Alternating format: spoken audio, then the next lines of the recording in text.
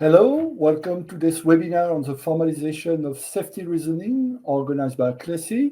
It's part of a series of events designed to showcase how formal methods are used in practice today for safety critical applications. Today, I'm with Erwan Motin, Business Unit Manager in charge of development and validation of safety software. Hello Thierry, hello everyone. And with Julia Molinero Perez, Technical Leader, expert in safety software and system proof. Hello Thierry, hello guys. Both Erwan and Julia are going to present their method for formalizing safety reasoning. And to make things clearer, a technical example is used as an illustration. Some words about the target audience. This webinar is aimed at railways operators, signaling system suppliers, and certification bodies. Except the railway culture, this webinar does not require any prior knowledge or skill to be followed. The slides of the presentation can be downloaded in the handout section on the right of your screen. The video of the presentation will be available as usual on CLESI's YouTube channel in the coming days.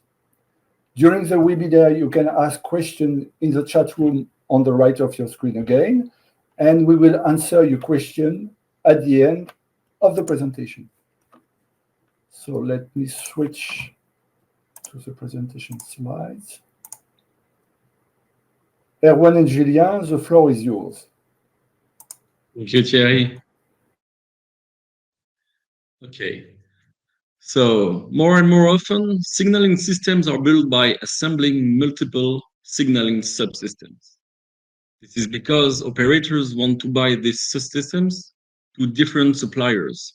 For instance, they want to buy their onboard system to supplier number 1 and the zone controller to supplier number 2.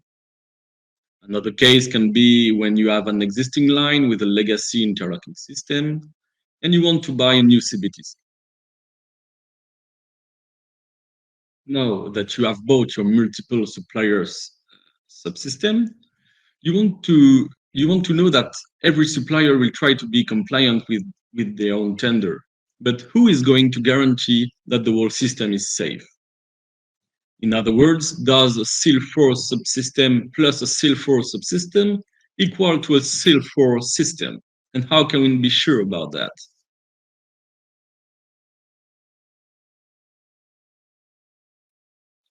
The first CLESI reference is the work we carry out for New York City Transit. They have split the CBTC in 2 parts for a long time ago now, and they want to buy the onboard and the wayside systems to different suppliers. So they ask CLESI to prove the safety of their tenders and to be sure that the whole system is safe.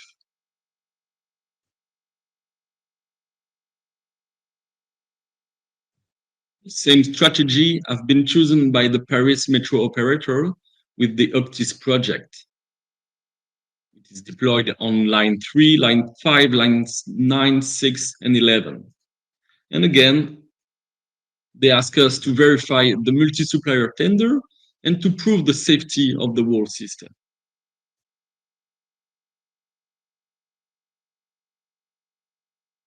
This powerful technique is also used on the mainline projects.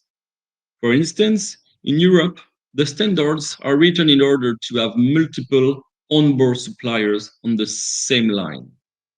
So it's even more tricky since you have there the supplier number 1 for the wayside, called Radio Block Center in Europe, and you don't even know who will be the onboard suppliers. But you still have to have you still want to have a safe system.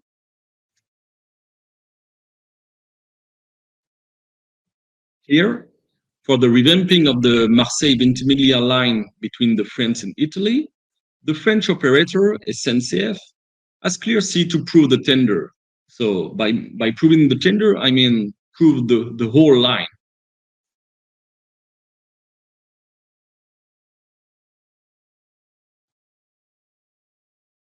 You can see that there are 2 different places where we can perform this safety activity. The first one is at the very top level it's the tender level. So we can help operators to correct their tenders and to be sure that their tenders are safe, even if the tenders are split in two, one for the supplier number one and the other for the onboard. And the other place can be at the design phase. So we can verify that the supplier's design is compliant with the operator specification. And this, we can do it even before the traditional development and validation phases. So you save a lot of time. Now I will give the end to Julien. He will explain you how this works and give you also a concrete example. So thank you, Erwan. So we use the proof to formalize the safety reasoning. So what is a proof? A proof is a mathematical demonstration. It allows to deduce conclusion based on an explicit set of hypotheses, and these hypotheses are combined using only mathematical rules. So in our case, the conclusion will be the safety goal. For example, we want to show that collisions are impossible. And the hypothesis will be the set of requirements. These requirements are those that will be allocated to the different subsystems and so to the different suppliers. So that's the goal of the proof. We use the requirements, we combined it using mathematical rules, and we want to demonstrate that some safety properties are correct, satisfied. Here is an overview of the fundamentals. The first always consists in expressing the safety expectation. For example, we can say that no collision is possible, no derailment. That's the kind of safety goal we want to demonstrate. And then we will summarize the subsystem to their guaranteed properties. And that becomes the hypothesis of our proof. For example, if we are studying a system integrating an interlocking, then we may have something like interlocking never opens an entry signal of two incompatible routes at the same time. That's the kind of property of hypothesis we take on the interlocking. And then the key is to formulate the safety reasoning like a demonstration, like a mathematical demonstration, that is only based on the subsystem properties we identified before. For example, we could say, if we want to demonstrate that a train cannot derail, you can see here with the color green, that's the goal we want to prove, and then we can explain why. It is because the train moves only on routes that are locked by the interlocking, and we assume that the switch cannot move on such a route. So here we can see that we need two hypotheses to make this part of the reasoning, and then this hypothesis becomes some requirements for the interlocking. For example, we will have to verify that the switch can not move on such a route. The demonstration is always built using system and subsystems requirements. This can be requirements from tender, if we are talking about a new system or a new subsystem, or either from design documentation if we are talking of already existing system. At the end, proving the safety reasoning provides the assurance that there is no safety issue in the system, in its requirements, in any possible case without any simulation and based only on logic and mathematics. So one of the main advantages is that it can be done at the very beginning of the project. It is not necessary to wait the end to simulate the system. You can find issues at the very beginning. So if something is missing in the requirements, then you can be sure that the proof will never succeed. That's the key. So enough talk. Let's see on a concrete example how it looks like. The example chosen is one that can be applied in both a metro or a mainline context. So we will study a signaling system based on information exchanged by the train and some equipment on the track side. So that's the case for CBTC or for the new mainline standard in Europe, which is ETCS. So the principle is always the same. Each train is allowed to run only in its dedicated area. This area is computed by wayside equipment. So if we are in a CBTC context, I talk about the zone controller. If we are on a mainline context, I talk about the radio block center. So this wayside equipment will compute the movement authority and transmit it to the train. And one point that is key, one key point of the demonstration, of the safety demonstration, is that this movement authority shall always remain on the routes that are set and locked. And the routes are set and locked by the interlocking, not by the wayside equipment itself. I mean, not by the zone controller, nor the radio block center. So there is something here that shall be studied at the interface between two equipments, and we will see that. And the last argument is that, of course, we need that the train respects its movement authority. I mean, that becomes a requirement exported to the train. And with these two very simple principles, we can continue the demonstration one step before. So as I said, we can see here in the scheme that there are two concepts. There is the blue space, which represents the movement authority computed by the radio block center. If we take a mainline example, it is the same if we take a zone controller on a CBTC. That's the blue part.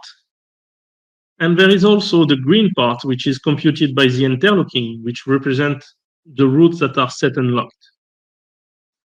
And if we remind what I said on the slide before, we just said that the safety depends on the fact that the movement authority are always computed inside routes that are set and locked by the interlocking.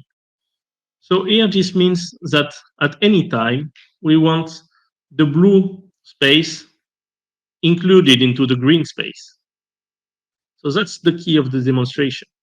If we succeed to show that whatever happens in the systems, the blue remains always inside the green space, then we know that the train are moving only on routes set and locked, and so the train cannot derail on any switch. So this shall be established for any system evolution and also at the initialization of the system. In this case, the initialization is very trivial because there is no EMA computed at the very beginning. So the blue space is empty and the train cannot move. So there is no issue. But then if we can study when the blue space is extended, if an EMA is computed and extends the previous one, we have to show that it never goes downstream the green space limit. And also when the green space limit is reduced, to be sure that there is no more movement authority in this reduced space. So when a route is destroyed or cancelled by the interlocking, it must be proved that the EMA of the train, the movement authority of the train, which is the blue space, was reduced before. Of course, it is necessary because otherwise there will be a situation where the train can move on a route that is not locked. So here is the mechanism of the route destruction. Let's say that the interlocking wants to destroy the route and the space that was represented in green is now represented in gray. If we want to demonstrate the safety here, we need to specifically analyze the route destruction mechanism. How route can be destroyed by the interlocking, after which verification, how to be sure that the movement authority was reduced before? The answer shall be found in both subsystem requirements. What I try to say is that if you want to study the safety of this function, you need to study the requirements of the interlocking and the requirements of the radio block center. But in a multi-supplier system, who will do that? Of course, it is necessary it is the operators that shall do that. And here in ClearC, we help on this point. So how does it work? Legacy interlocking system is that when you want to destroy a route, you turn off the signal at the entry of the route.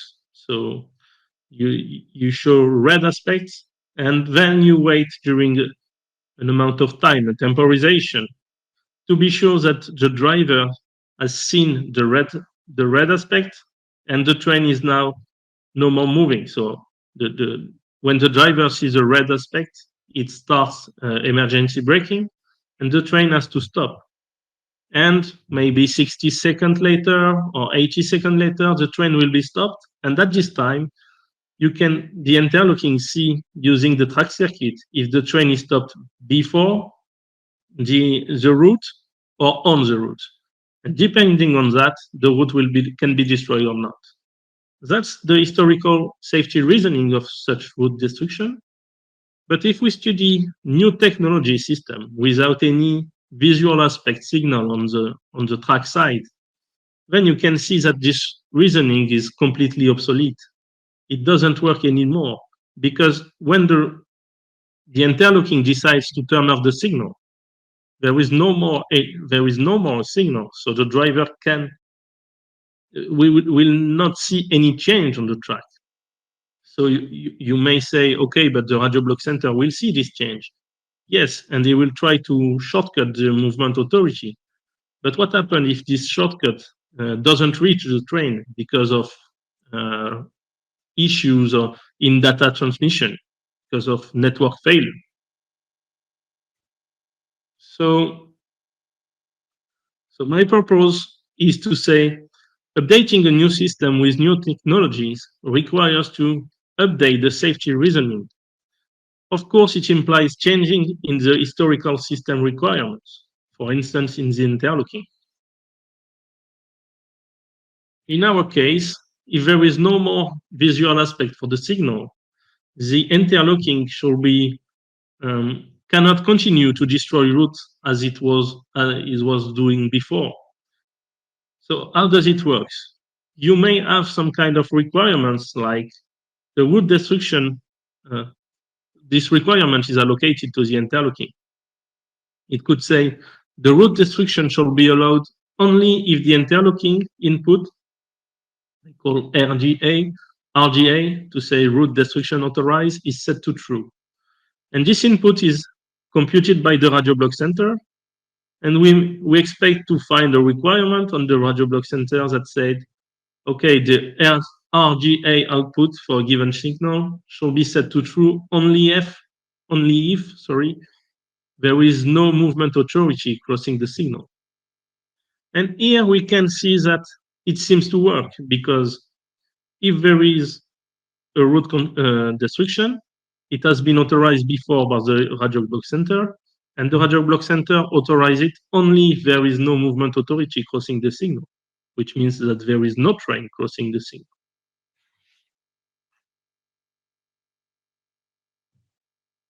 So the safety reason looks like that. In natural language, we can write something like, the interlocking can destroy route only if authorized by the radio block center. So that's an hypothesis of our demonstration. It is written using the orange color, and it becomes a requirement allocated to the subsystem interlocking. Also, we know that we suppose that the radio block center authorizes it only if there is no MR crossing the signal. That's another hypothesis of the demonstration that will be verified later on the requirement of the radio block center. If we also assume that every train respects its movement authority, that is a necessary condition, of course, because if train doesn't respect movement authority, all of that will not ensure safety at all. So that's a safety expectation allocated to the onboard signaling equipment. Using these three aspects, we can deduce that there is no train threatening to cross the signal when the interlocking authorizes the destruction. And that's the demonstration, that's the point where we wanted to reach.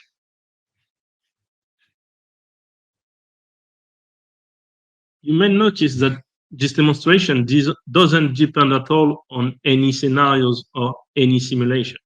It's just logic and demonstration based on hypothesis. So once we have such kind of demonstration expressed in natural language, we will try to give this demonstration to a mathematical tool, which is Atelier B, which is the qualified tool ensuring correctness and completeness of a mathematical reasoning. And the objective of these phases is to ensure that the previous reasoning was correct and complete. So the Atelier B doesn't know anything about the context. It only knows fundamentals, mathematical rules. So if we can convince these tools that using this hypothesis, I can deduce this safety goal, then I can be sure that nothing is missing. The set of hypotheses is complete, and there is no logical error in the demonstration. So now, if we look back to the process, what we did is that we took the requirements at the very beginning. So it may come from tender if you are an operator, or it may come from your design documentation if you are suppliers. And based on these requirements, we formulated the safety reasoning in natural language.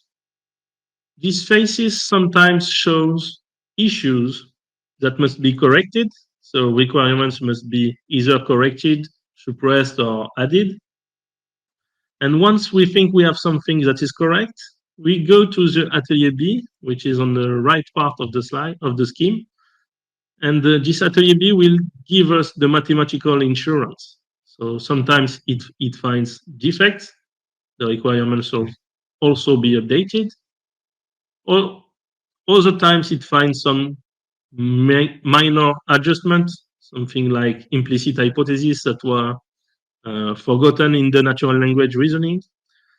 But once every hypothesis has been explicited and the Atelier B there is no more proof obligation to perform, you can be sure that the safety reasoning has been correctly formalized and the proof is correct. The next step will be to track the hypothesis and see if your suppliers have correctly implemented it. That's the key of the methods. So what are the output of this methodology? First, the list of requirement safety issue. This is the more important output. Here you can see directly if something is missing or something is incorrect. You can correct it before having trouble on your metro line. And the second point is the formal proof report. It contains the complete catalog of safety hypotheses used to build the demonstration. Each hypothesis is justified with its rationale. Without this hypothesis, the following scenario is unsafe, and we give you the sequence of events that should lead to a collision or derailment. The second point in this formal proof report is the safety reasoning report, which is a significant technical piece in a safety case. It simplifies commissioning, revenue service decision. This can be shown to the safety expert and to the authorities. And finally, the proven mathematical B models that will ensure with 100% the fact that the natural language reasoning is correct and nothing is missing. So just to focus on one of the outputs, which is really important, is the catalog of the safety hypotheses. Here you will find a lot of requirements that can be exported to the various suppliers. You may also find some safety rules to be verified on the data, and then you can use data validation, formal data validation techniques to be sure that these requirements are correct. You may also find some exported constraint to operation and to maintenance, just to be sure that the system is used correctly from a safety point of view.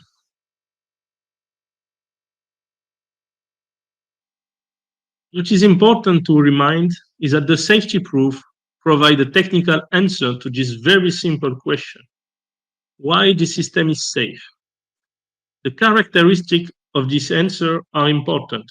We expect mathematical rigor, system properties, irrefutable demonstration, non-ambiguous logic, design hypothesis, and that's the opposite. We do not want any answer based only on standard compliance, system documentation, proven in use, expert knowledge, scenario testing, trust, or even faith, I don't know. That's really the key of the methodology. And once you understand exactly why your system is safe, you can see the benefits coming, because there is a huge difference between just knowing that the system is safe and forget why, versus understanding exactly why the system is safe. In terms of safety, you are no more afraid about the safety issue in revenue service. This is no longer a matter of trust. Anyone who wants to understand can go into the demonstration and understand the demonstration and repeat the demonstration and be convinced. The explanation is logic, understandable, it is proved, it is mechanical in the arguments. And if you are an operator, you have a clear limit of the responsibility that comes with this kind of demonstration, because each subsystem is summarized to its safety properties. So you know what is under the responsibility of the supplier 1 versus the supplier 2. In terms of cost and planning, you saw that this kind of approach doesn't need any simulation, so we can do that at the very beginning of the V cycle, which allow to secure the planning and the cost reductions that comes with. And the last point, which is also very important, is about the availability and the maintainability of the system. Once you know exactly the reason for your system safety, you are now able to optimize the availability, the performance, and you are no more afraid by undesired side effects. So the safety questions are no longer restricted to a group of experts. You can share it with the new engineers in your company and so on. So the maintainability and the availability are also increased using this kind of techniques. So we are now at the end of this presentation. If you want to go further, do not hesitate to contact us for more information. We can show you the concrete benefits on your own project. We can perform proof of concept if you want. And also, Erwan and I will be in a business trip in North America at the beginning of January 24. So do not hesitate to contact us if you want to meet.